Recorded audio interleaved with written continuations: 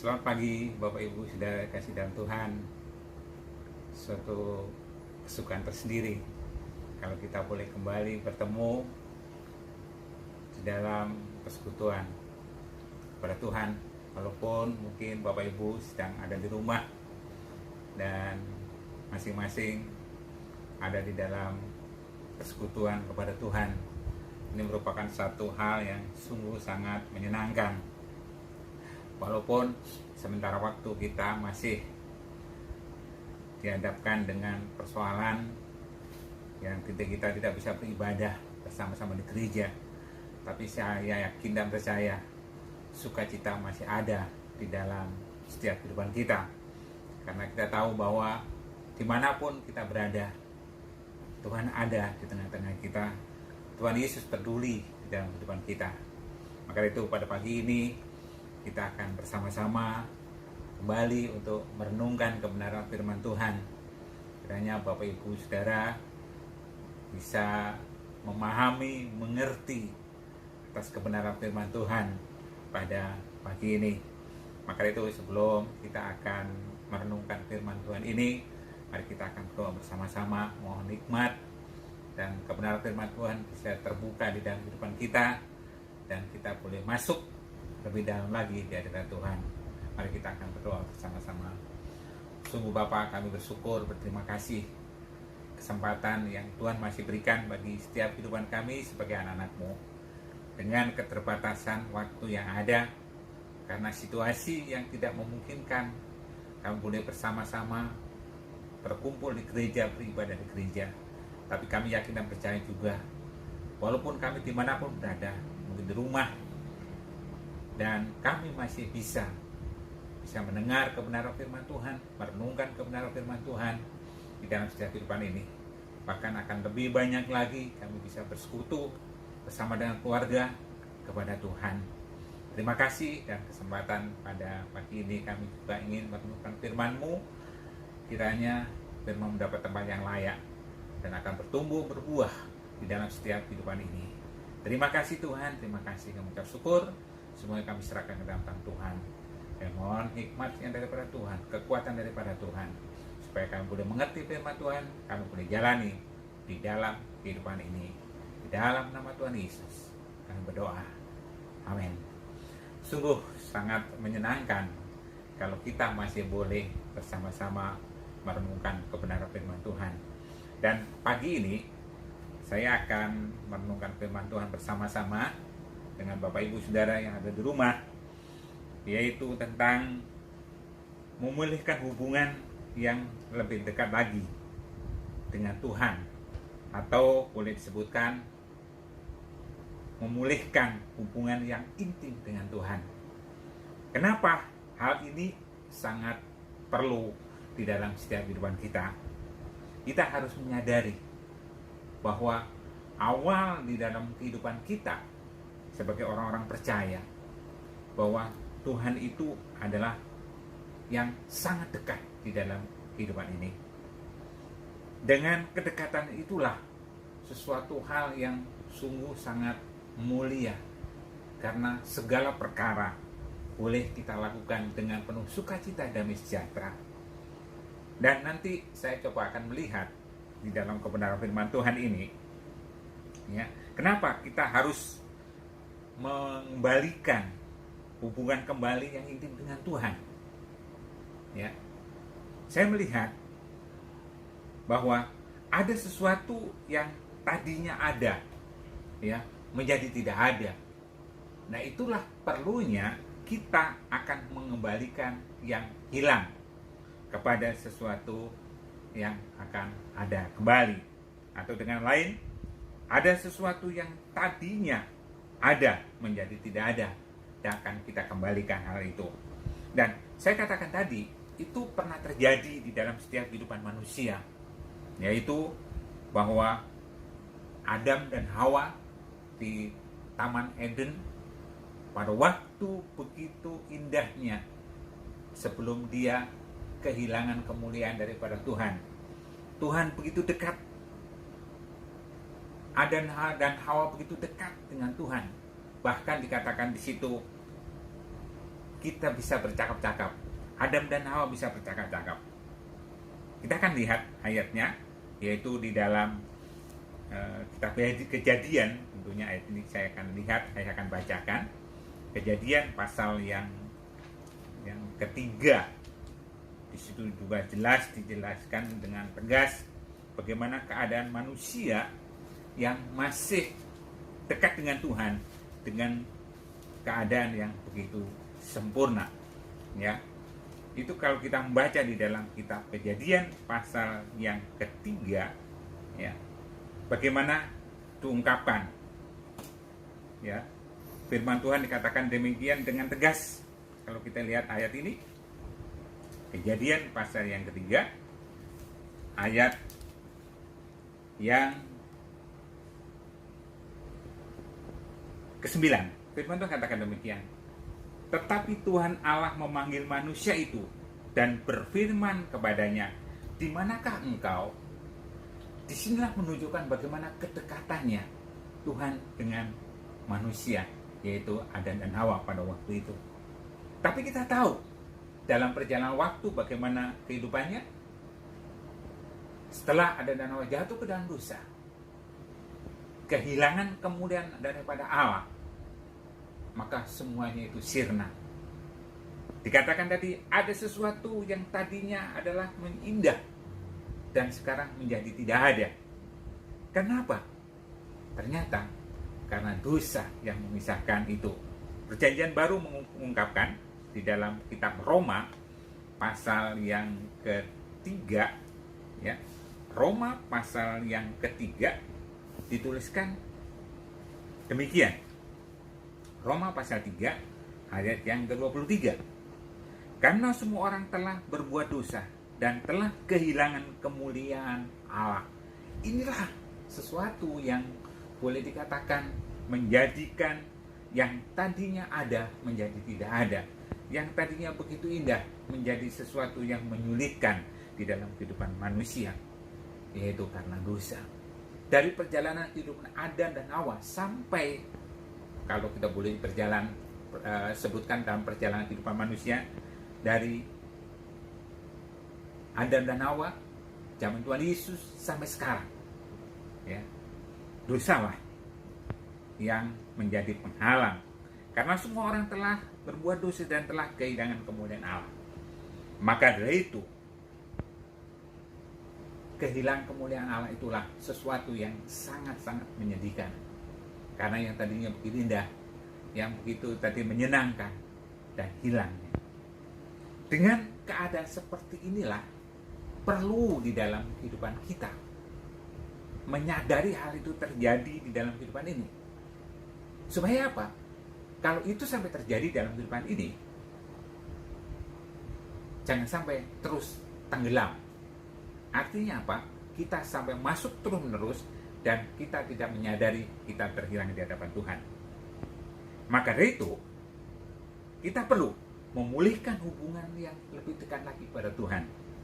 Memulihkan hubungan yang intim kembali dengan Tuhan. Supaya apa? Kemuliaan Tuhan itu akan boleh ada di dalam setiap kehidupan ini. Dan tentunya kesempatan-kesempatan seperti saat inilah kita bisa mengoreksi diri kita, bisa mengembalikan diri kita keadaan seperti itu. Karena ada waktu yang begitu banyak yang Tuhan izinkan terjadi, mengalami virus yang begitu menakutkan yang boleh terjadi saat ini. Kita harus tinggal di rumah. Ya. Ini ada sesuatu hal yang perlu kita renungkan dan kesempatan yang Tuhan berikan. Maka dari itu, kenapa kita harus memulihkan hubungan lagi dengan dekat dengan Tuhan? Untuk kita akan kembali pada kebenaran daripada Tuhan, kebenaran firman Tuhan. Dan adanya banyak waktu, kesempatan yang Tuhan izinkan kita ada di rumah. Supaya apa? Yang tadinya kita sulit akan bertemu, tapi kita saat ini diberikan kesempatan. Jadi tadinya mungkin kita sibuk dengan pekerjaan, sibuk dengan kuliah, sibuk dengan sekolah atau belajar atau kegiatan yang lain. Kadang-kadang sulit kita akan bertemu. saat inilah waktunya yang Tuhan berikan kesempatan bagi kita semua. Dan kita boleh melakukan itu. Karena apa? Karena sekarang kita ada di rumah. Itu bagaimana hubungan kita dengan keluarga. Yang tadi mungkin kita disibukkan dengan keadaan yang ada.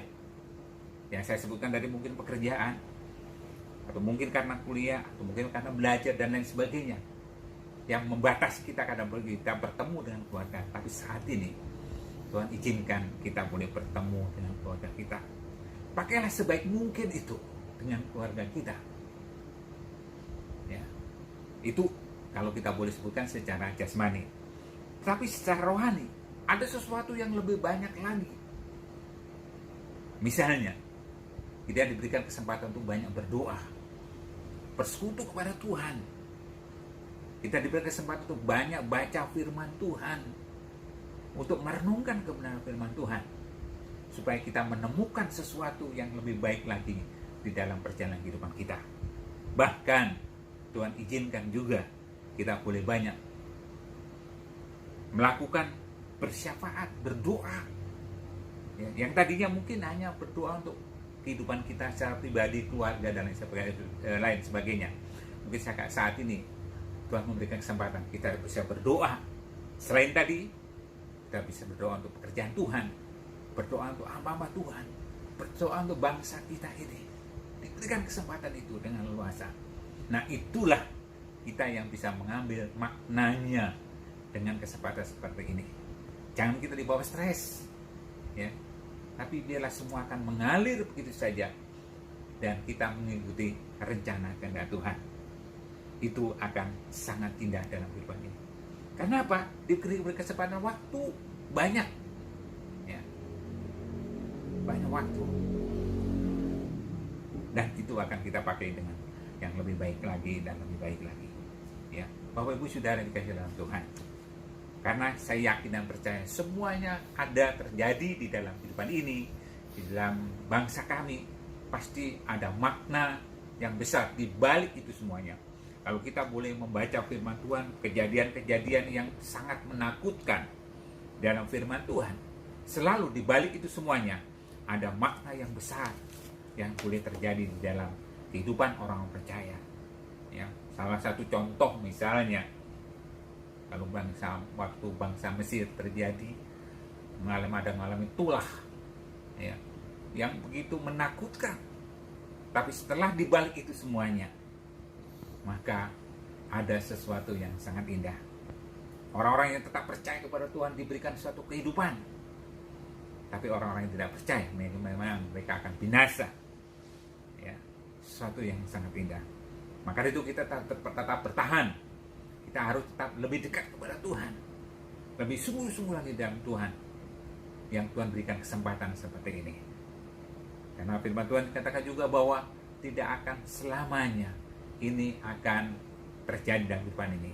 Tapi sekali waktu Tuhan akan izinkan ini terjadi, dan kemudian kita akan terbebas dan kita bisa memuliakan nama Tuhan. Ya, memang saya juga rindu untuk bersama-sama beribadah di gereja pada hari Minggu. Kita bisa bertemu sewaktu-waktu, kita bisa saling berkunjung dan lain sebagainya. Tapi sekarang kita sementara waktu, ya, kita tidak diizinkan itu. Memang ada satu peraturan juga, dan kita juga tetap mengikuti peraturan yang ada supaya kita juga boleh menjadi berkat.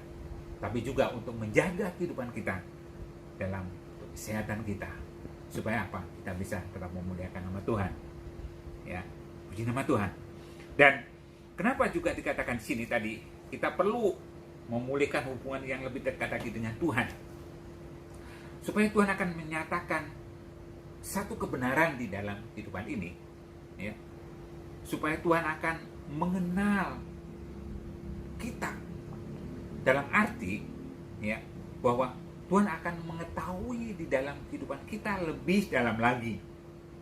Karena apa? Kita banyak bersekutu, kita banyak berdoa. Walaupun Tuhan memang tahu, mengerti keberadaan kita.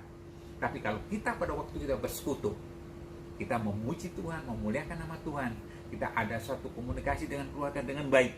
Dan di situ ada sesuatu yang Tuhan akan kerjakan di dalam kehidupan kita lebih dalam lagi. Ya. Dan Tuhan akan mengenal kita lebih dalam lagi. Itu adalah sesuatu yang sangat-sangat perlu di dalam kehidupan ini. Karena apa? Pengenalan adalah sesuatu hal yang sangat dibutuhkan dalam kehidupan. Kalau kita tahu mengenal dengan baik di dalam kehidupan ini, bahwa Tuhan mengenal dalam kehidupan ini, dan begitu juga kita mengenal Tuhan dengan lebih baik lagi, maka di situ ada sesuatu yang sangat indah dalam kehidupan ini.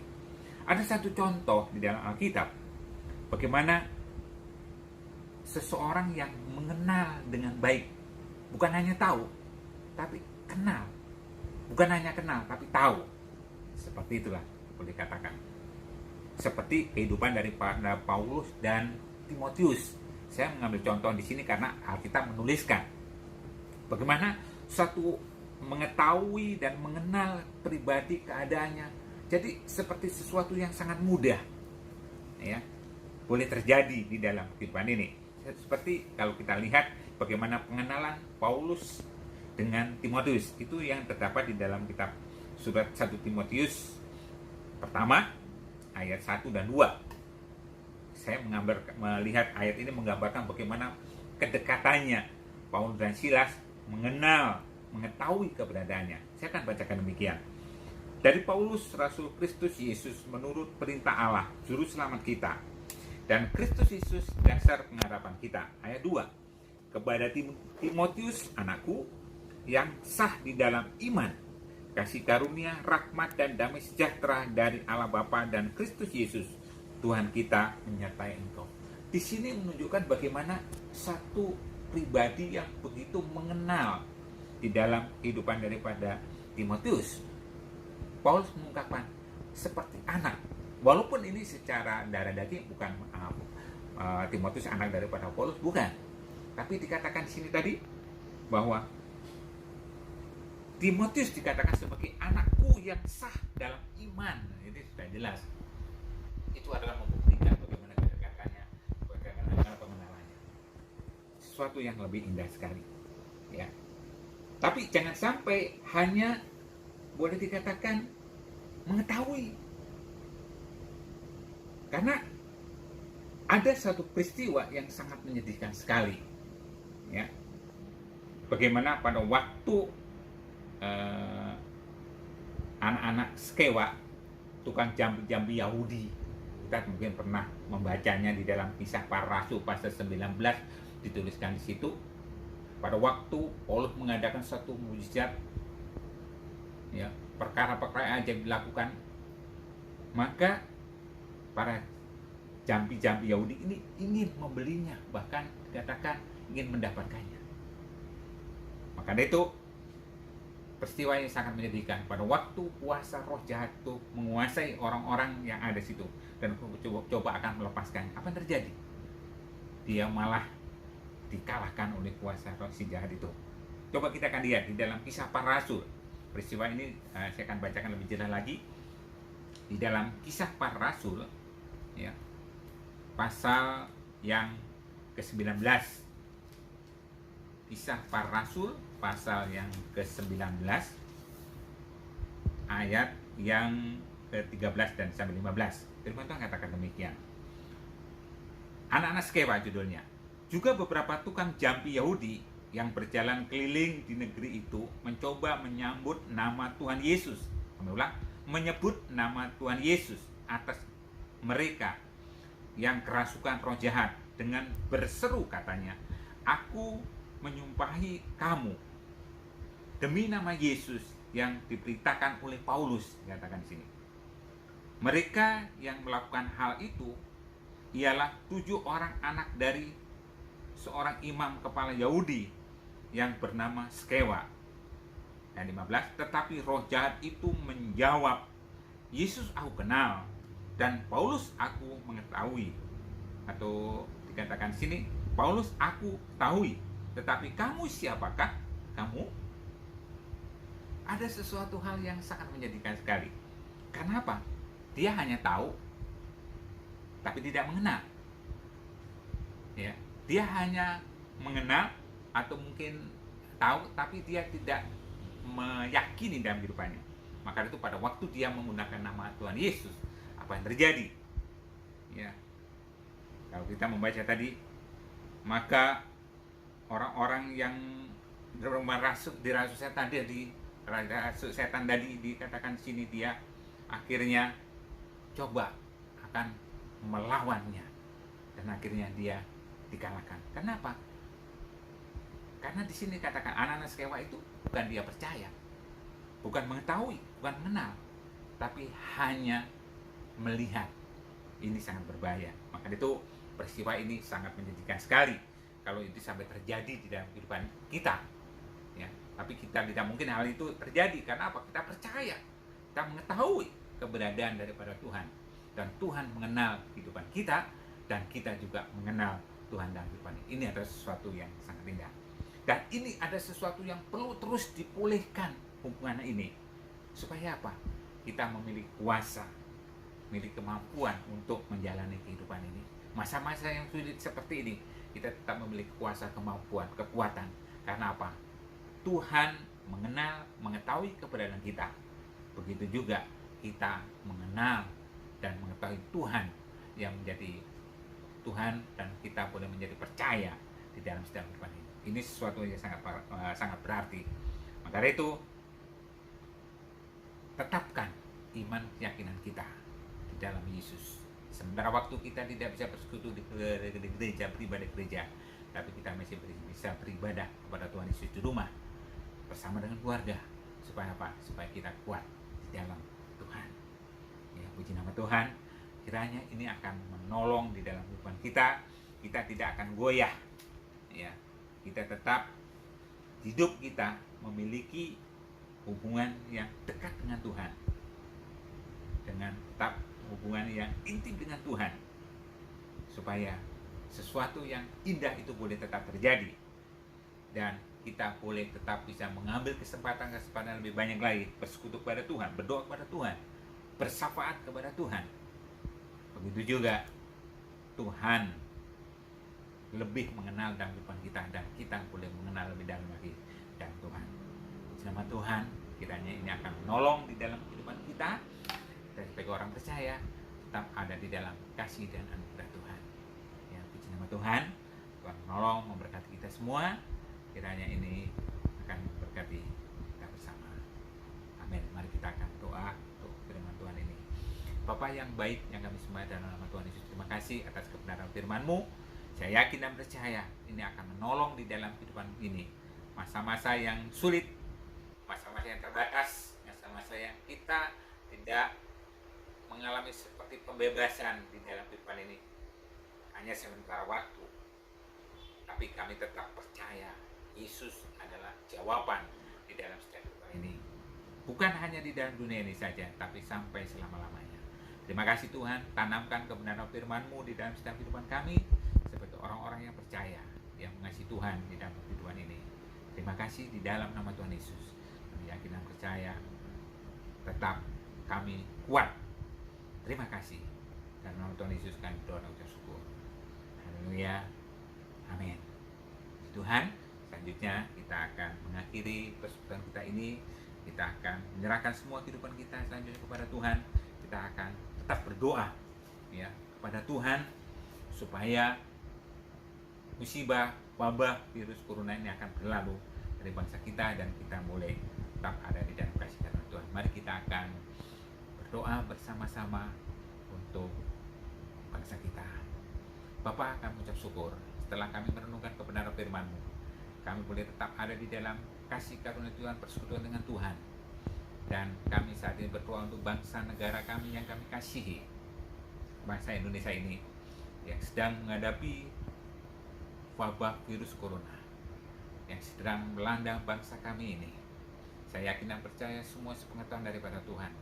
Kalau Tuhan izinkan itu terjadi, pasti ada sesuatu makna yang besar di balik itu semuanya. Maka itu saya mohon, kiranya wabah ini akan berlalu, dan kami akan boleh mendapatkan kebebasan kembali, baik beraktivitas, baik beribadah, maupun melakukan segala hal yang lain, pekerjaan-pekerjaan yang lain. Kami ucap syukur untuk semuanya itu Tuhan, karena Tuhan akan menolong di dalam setiap kehidupan ini. Dan mau berdoa Bapa untuk bangsa kami yang kami kasih ini. Kami menyerahkan semua para pemimpin yang mengambil bagian di dalam mengatasi virus corona ini. Tuhan beri kekuatan kesehatan, khususnya para medis, para dokter, para perawat yang mengambil bagian terdepan. Tuhan akan berikan kekuatan daripada Tuhan, supaya mereka boleh juga melakukannya dengan sepenuh hatinya dan juga boleh menjadi berkat bagi banyak orang. Kami menyerahkan juga untuk para pemimpin bangsa kami dari tingkat yang terendah, RT RW sampai ke presiden, wakil presiden, dan para menteri dan yang lain sebagainya, yang dipercayakan untuk mengambil bagian untuk mengatasi virus corona ini. Tuhan akan tolong, berikan hikmat, akal budi daripada Engkau. Terima kasih Tuhan, terima kasih. Syukur semua kami serahkan ke dalam Tuhan. Itu juga hamba berdoa untuk keluarga-keluarga yang saat ini masih di rumah mereka masing-masing, yang tidak bisa beribadah, yang tidak bisa bekerja, yang tidak bisa mengikuti dengan sesuatu yang bebas. Tapi Tuhan akan berikan kekuatan, damai sejahtera, sukacita itu tetap ada di dalam hidupnya. Namun di dalam nama Tuhan Yesus. Terima kasih Tuhan, kami ucap syukur, semua kami serahkan ke kuasa-Mu. Dan saya yakin dan percaya Tuhan akan menolong menyertai setiap kehidupan ini. Terima kasih, dan saat ini kami yakin dan percaya bahwa kuasa Tuhan itu tetap ada di dalam setiap kehidupan kita. Terima kasih, dan saya yakin dan percaya Tuhan juga akan menolong di dalam kehidupan ini. Haleluya, mari kita akan terima berkat yang Tuhan sudah sediakan di dalam setiap kehidupan ini. Tuhan memberkati engkau dan melindungi engkau. Tuhan menyinari engkau dengan wajah-Nya dan memberi engkau kasih karunia. Tuhan menghadapkan wajahnya kepadamu dan memberi engkau damai sejahtera. Di dalam nama Tuhan Yesus. Haleluya. Amin.